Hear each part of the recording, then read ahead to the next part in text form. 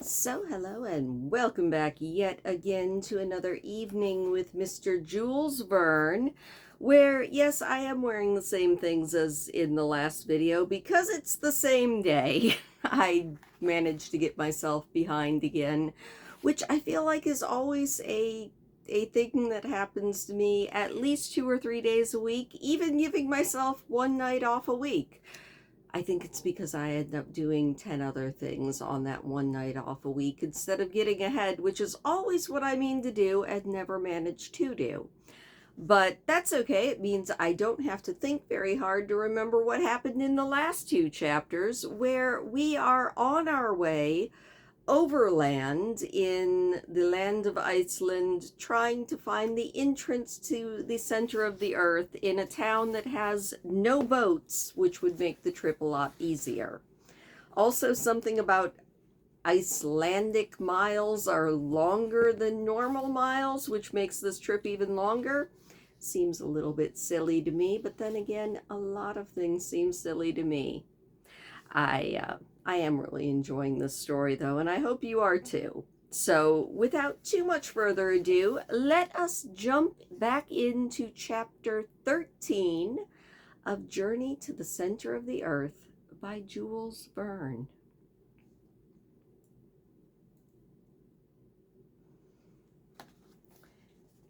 It should have been dark, but at the 65th parallel, there was nothing surprising about the nocturnal light of the polar regions. In Iceland, during the months of June and July, the sun does not set. Nonetheless, the temperature had gone down. I was cold and above all hungry. Welcome was the bower that was hospitably open to receive us. It was a peasant's house, but in hospitality it was equal to a king's. On our arrival, the master greeted us with outstretched hands, and without ceremony he signaled for us to follow him. Follow him, indeed, for accompanying him would have been impossible. A long, narrow, dark hall led into this house made of roughly squared timbers and gave access to each of the rooms, that being 4 in number: the kitchen, the weaving room, the badstofa, or family bedroom, and the guest bedroom, which was the best of all. My uncle, whose height had not been thought of in building the house, could not avoid hitting his head several times against the beams that projected out of the ceiling. We were led to our bedroom, a large room with an earthen floor and a window whose panes were made of rather opaque sheepskin. The sleeping accommodation consisted of dry litter thrown onto 2 wooden frames that were painted red and decorated with Icelandic proverbs. I did not expect much in comfort, but the house was pervaded by a strong smell of dried fish, marinated meat, and sour milk, which also caused a lot of suffering for my nose. When we had taken off our traveling clothes, the voice of the host could be heard inviting us to the kitchen, the only room where a fire was lit, even in the severest of cold. My uncle hurried to obey the friendly call, and I followed him. The kitchen chimney was of an ancient design. In the middle of the room, a stone for a hearth, in the roof up above it, there was a hole to let the smoke escape. The kitchen was also the dining room. When we entered, the host, as if he had not ever seen us before, greeted us with the words "Selvertu," which means to be happy, and came and kissed us on our cheeks. After him, his wife pronounced the same words, accompanied by the same ritual, and then the 2 of them placed their hands upon their hearts and bowed deeply. I hasten to mention that this Icelandic woman was the mother of 19 children, all of them, big and small, swarming in the midst of the dense wreaths of smoke which the fire on the hearth made fill the room. Every moment I noticed a blonde and somewhat melancholy face peeking out of this fog. They seemed like a garland of unwashed angels. My uncle and I treated this brood kindly, and soon we each had 3 or 4 of these brats on our shoulders, just as many on our laps, and all the rest between our knees. The ones who could speak kept repeating Salvertu in every conceivable tone. Those who could not speak made up for it with crying. This concert was brought to a close by the announcement of the meal. At that moment, our hunter returned, who had just fed the horses. That is to say, he had economically let them loose in the fields. The poor beasts had to content themselves with grazing on the scanty moss on the rocks and some seaweed that could offer very little nourishment. And yet the next day they would not fail to come back by themselves and resume their labor of the previous day. Selvertu, said Hans. Then, calmly, automatically, he kissed the host, the hostess, and all 19 children without giving a single kiss more emphasis than the next. This ceremony finally over, we sat down at the table, 24 in number, and therefore on top of each other in the most literal sense of the phrase. The luckiest amongst us had only 2 urchins on their knees. But silence fell in this little world with the arrival of the soup, and the taciturnity which comes naturally even to Icelandic children imposed itself. The host served us a lichen soup that was not at all unpleasant, and then an enormous serving of dried fish that was floating in butter, aged for 24 years, and therefore much preferable to fresh butter, according to the Icelandic concept of gastronomy. Along with this, we had sky, a sort of soured milk with biscuits, and a liquid prepared from juniper berries. For our beverage, we had a thin milk that was mixed with water, called in this country blanda. It was not for me to judge whether this particular diet is wholesome or not. I was hungry, and at dessert I swallowed down the last mouthful of a thick buckwheat broth. After the meal, the children disappeared. The adults gathered around the hearth, which burned peat, briar, cow dung, and dried fish bones. After this warm-up, the different groups retired to their respective rooms. Our hostess offered her assistance in taking off our stockings and pants according to the custom, but as we most gracefully declined, she did not insist, and I was able at last to sink onto my bed of hay.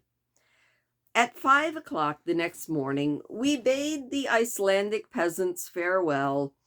My uncle had great difficulty persuading the man to accept a proper remuneration, and then Hans gave our signal to depart. 100 yards away from Gardar, the soil began to change in appearance. It was becoming swampy and much less suitable for walking. On our right, the chain of mountains extended indefinitely like an immense system of natural fortifications whose counterscarp we followed.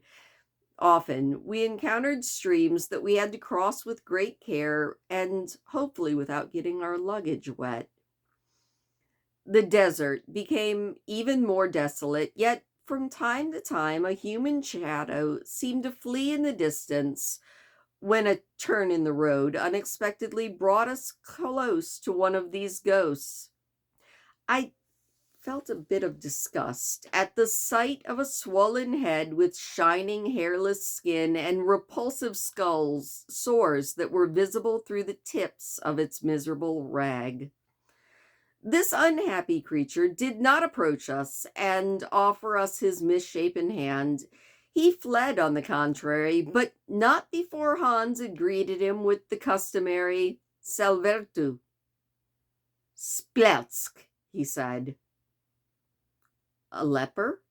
My uncle asked. This word had a repulsive effect. The horrible disease of leprosy is fairly common in Iceland. It's not contagious, but hereditary, and therefore all leopards are forbidden to marry. These apparitions could not cheer up a landscape that was becoming quite melancholy. The last tufts of grass had dried beneath our feet. Not a tree in sight, unless we except a few tufts of dwarf birch that resembled a bush. There wasn't an animal in sight except for a few horses wandering the bleak plains of those whom their master could not feed.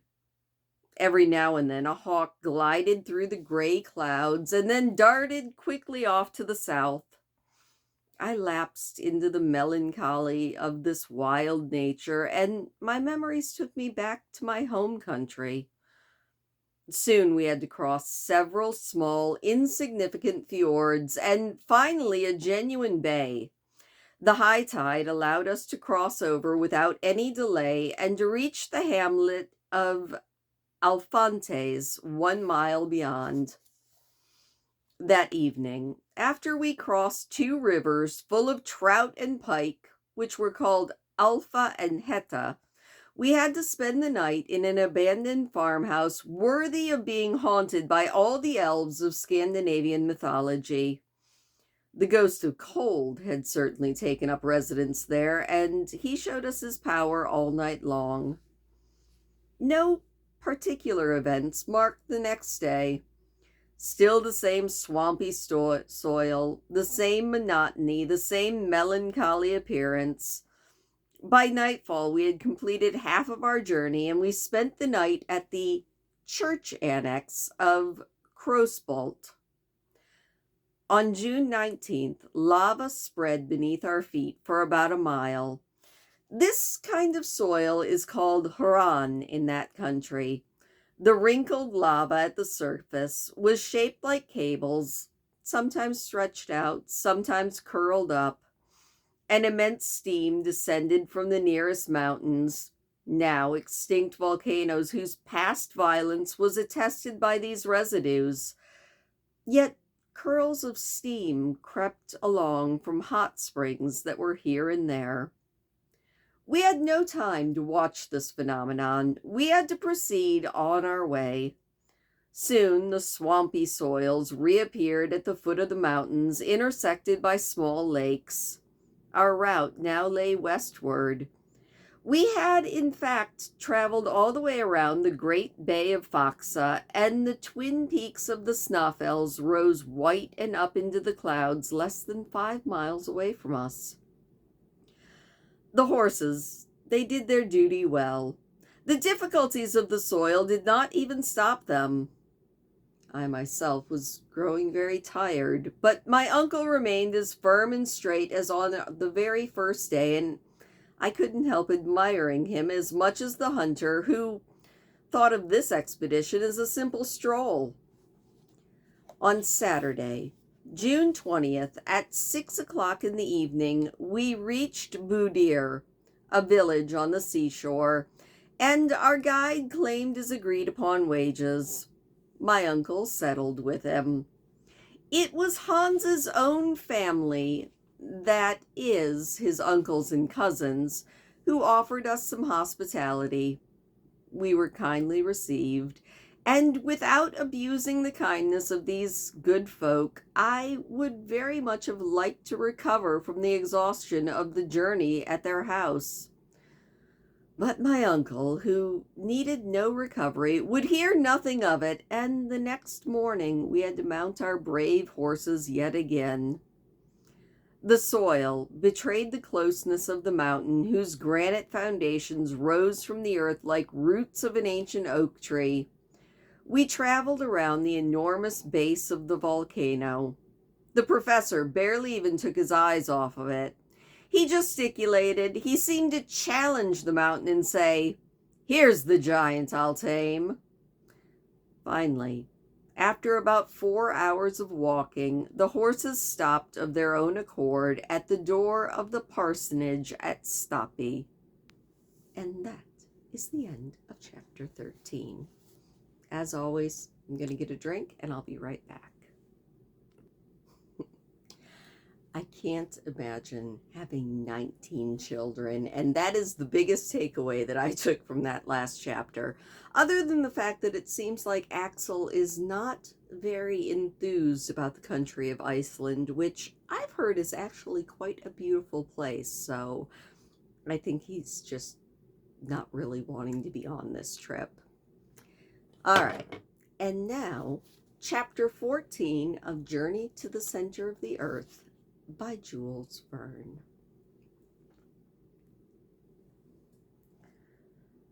Stapi is a village consisting of about 30 huts built right on the lava in the sunlight reflected by the volcano.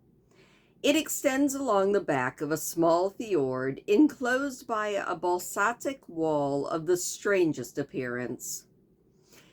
It is known that basalt is a brownish rock of igneous origin. It assumes regular forms, the arrangement of which is often very surprising. Here, nature does her work geometrically with square and compass and plummet. Everywhere else, her art consists of huge masses thrown together without any order, its cones barely sketched, its pyramids imperfectly formed, with bizarre arrangements of lines. But here, as though to exhibit an example of regularity in advance of the even earliest architects, nature created a strict order, never surpassed by either the splendors of Babylon or the wonders of Greece. I had heard of the Giant's Causeway in Ireland and Fingal's Cave in Staffa, one of the Hebrides, but I had never yet laid eyes on a basaltic formation. In Stapi, this phenomenon offered itself in all of its beauty. The wall that enclosed the fjord, like all the coast of the peninsula, consisted of a series of vertical columns 30 feet high. These straight shafts of pure proportions supported an archivolt of horizontal slabs, the overhanging portion of which formed a half vault over the sea.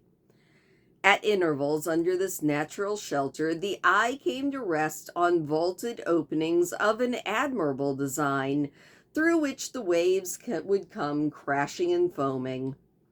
A few shafts of basalt, torn off by the fury of the sea, were dispersed in the soil like the remains of an ancient temple, eternally young ruins over which the centuries passed without leaving a trace. This was the last stage of our journey above ground. Hans had led us here with intelligence, and it gave me comfort to think that he would continue to accompany us.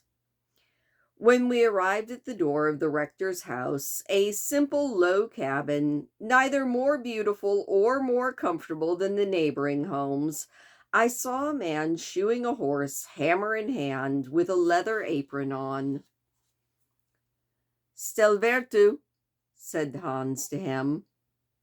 "God dag," said the blacksmith in perfect Danish. "Krijkelherd," said Hans, turning to my uncle. "The rector?"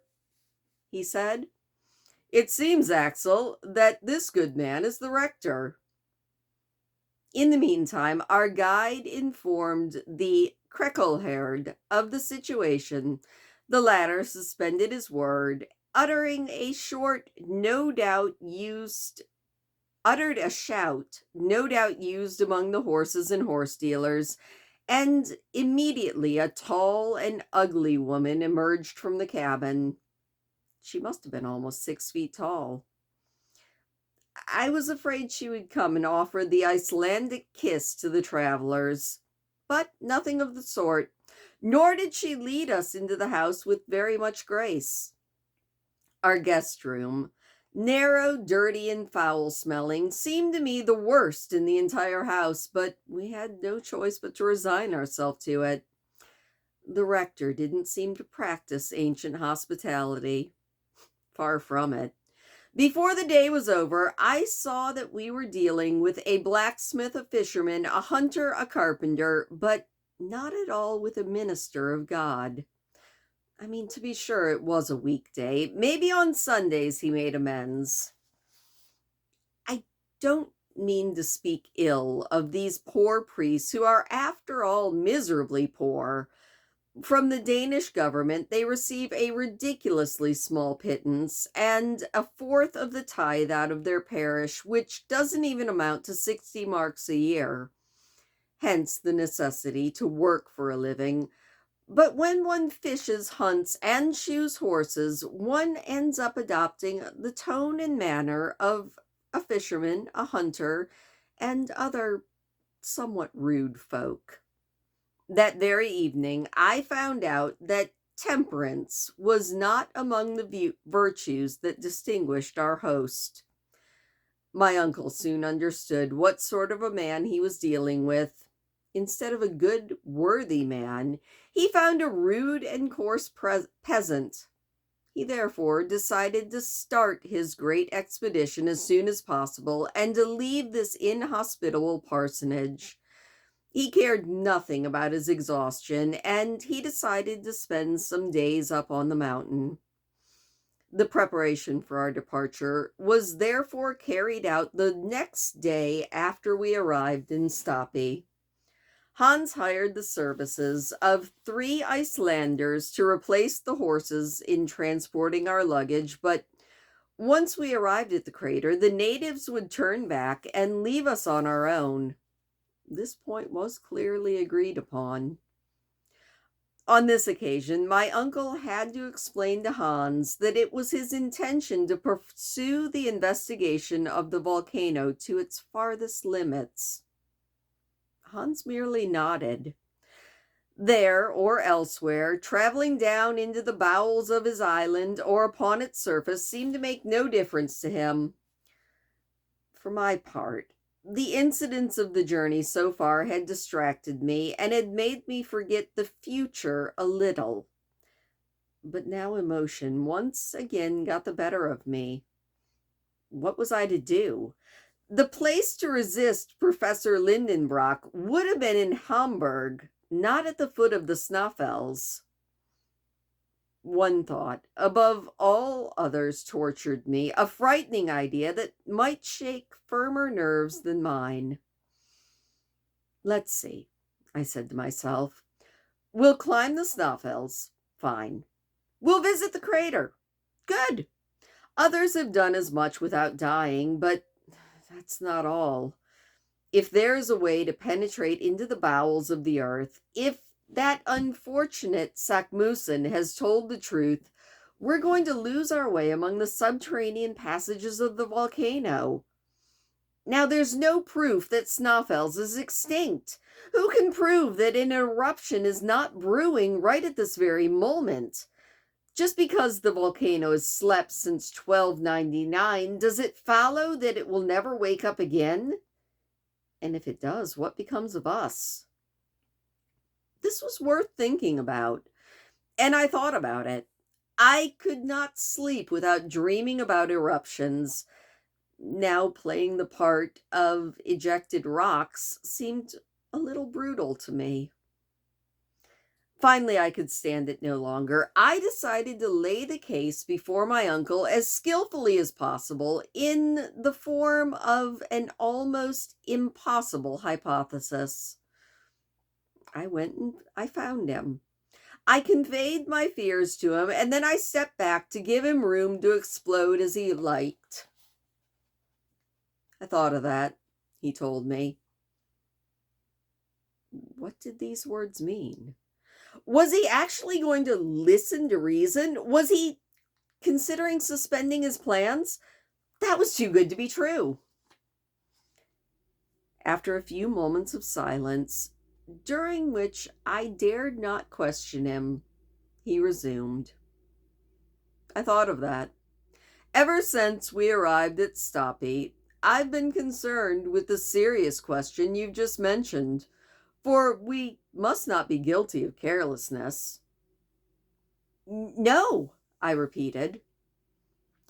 Snaffels has not spoken for 600 years, but he may speak again. Now, eruptions are always preceded by certain well-known phenomenon. I've therefore questioned the locals, and I've studied the soil, and I can tell you, Axel, there won't be an eruption. At this statement, I was stunned and could make no answer. "You doubt me," said my uncle. "Well, follow me." I obeyed mechanically. Leaving the parsonage, the professor took a straight path which led away from the sea through an opening in the wall. We were soon in open country, if one can give that name to a vast accumulation of volcanic debris. This land seemed crushed under a rain of enormous rocks, trop, basalt, granite, and all of the pyroxenic rocks. Here and there I could see fumaroles curling up into the air. This white steam, called reykir in Icelandic, issued from the thermal springs, and they indicated by their force volcanic activity underneath. This seemed to justify my fear, so my spirits sank when my uncle said, "You see all this steam, Axel? Well, it proves we have nothing to fear from the fury of the volcano." "How can I believe you?" I said. "Remember this," said the professor. "At the approach of an eruption, these jets increase their activity, but disappear completely during the eruption itself.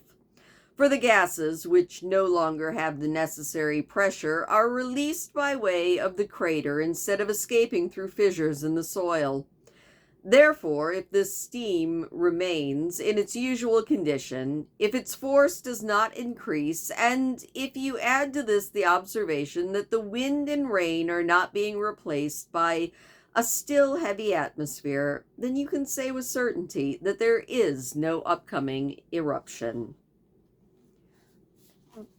But enough. Once science has spoken, you should remain silent. So I returned to the parsonage, crestfallen. My uncle had beaten me with scientific arguments. Still, I had one hope left, and that was once we had reached the bottom of the crater, it would prove impossible to go any further because there would be no passage in spite of all of the Sakmusons in the world.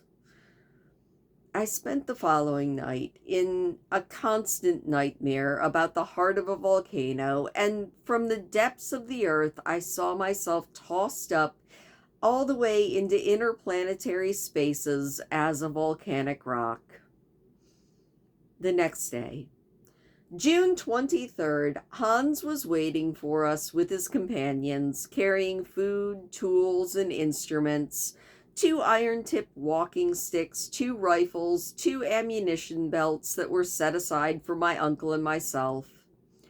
Hans, as a cautious man, had actually added to our luggage a leather bottle full of water that, together with our flasks, would give us enough for 8 days of drinking. It was 9 in the morning. The rector and his tall shrew of a wife were waiting at the door. They wanted, no doubt, to bid us the kindest farewell of host to traveler, but this farewell took the unexpected shape of a huge bill, in which we were charged even for the air in the parsonage. Foul-smelling air, I might mention. The worthy couple were fleecing us just like a Swiss innkeeper, and they estimated their exaggerated hospitality at quite the high price. My uncle paid without debate. A man who is setting out for the center of the earth obviously did not care about a few rix dollars. And once this was settled, Hans gave the signal for departure, and we soon left Stapi behind. And that is the end of chapter 14. And it seems like we are finally getting to the meat of this book. I'm kind of hoping it's going to be a great adventure, but I do find it kind of funny that we are almost halfway through this book, just getting to the entry to what should be the journey to the center of the earth. I don't mind, though, because I've been really enjoying the descriptions. Again, I think that Axel is looking on the country with probably a very unkind eye. I mean, At least the pictures I've seen of Iceland make it look absolutely beautiful. Rugged, but beautiful. Now it makes me kind of want to go. Unfortunately, that's probably going to remain on my bucket list forever because I don't do flying well. So I do most of my traveling via books. Anyway, thank you as always for listening. I hope that you enjoyed those 2 chapters, and I will see you tomorrow.